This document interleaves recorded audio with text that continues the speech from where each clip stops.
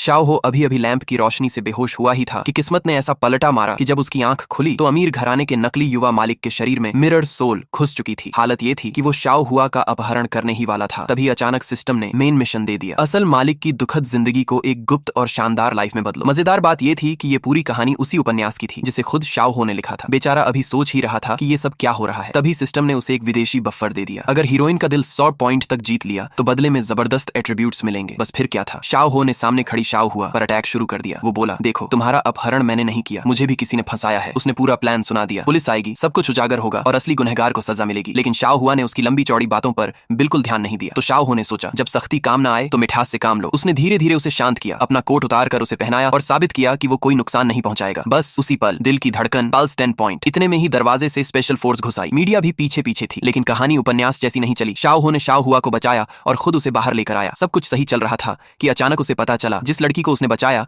वो सॉन्ग परिवार की बेटी है, जिसने सैकड़ों अरब की अंडरग्राउंड संपत्ति हड़पी हुई है। अब शुरू हुआ असली खेल। शाओ हो ने मछली पकड़ने वाली चाल चली, जाने का नाटक किया, फिर अगले ही पल फोन कर दिया, कपड़े लौटाने के बहाने डिनर का न्योता। शाओ हुआ को ये मेहनती हैंडसम पार्ट टाइम करने वाला लड़का इतना पसंद आया कि फिर से पल्स 10 पॉइंट, सीधा वीचैट एक्सचेंज और शाओ हो निकल लिया। सिस्टम चेक किया, अब 4 एट्रीब्यूट एक्सचेंज कर सकता था। लेकिन तभी एक नया मिशन ट्रिगर हुआ, चूज याओ जियाओ का पछतावा, रिग्रेट वैल्यू हासिल करो। शाओ हो को याद था कि उपन्यास में यही लड़की बाद में उसे फंसाकर बर्बाद कर देती है। अब सिस्टम बोला, ये पछतावा वैल्यू हर तरह की स्किल बढ़ा सकती है। तो शाओ हो ने तय कर लिया, अब पछताओगी जरूर। जब चूज याओ जियाओ उसे पुराने मीठे डॉगी की तरह इस्तेमाल करना चाहती थी तो शाओ हो ने सीधा मना कर दिया और पार्ट टाइम जॉब का बहाना बनाकर निकल गया। बार में काम करते वक्त उसकी मुलाकात हीरोइन की दुश्मन से हुई जो उसे बिल्कुल भाव नहीं दे रही थी। शाओ हो ने अंदाजा लगाया, ये सॉल्ट कंट्रोलर है। उसने सारे पॉइंट चार्म में डाल दिए और सामने वाली तुरंत पिघल गई। हे भगवान, इतना हैंडसम! कपड़े भीग गए, लड़की उसे बदलने तक ले गई। असल में कैरेक्टर टेस्ट था, शाओ हो बच निकला, सिर्फ 25 पॉइंट मिले। अगले दिन वही लड़की क्लास के बाहर डिनर के लिए आ गई। शाओ हो ने जानबूझकर ठुकरा दिया, पर मैडम हार मानने वाली नहीं थी। क्लास खत्म होने तक बैठी रही। इसी बीच दूसरी लड़कियां भी जलने लगी, दिल की धड़कनें ऊपर, जलन ऑन। और तभी चूज याओ जियाओ भी टपक पड़ी, अब तो मैं तुम्हारी गर्लफ्रेंड बनने को तैयार हूँ।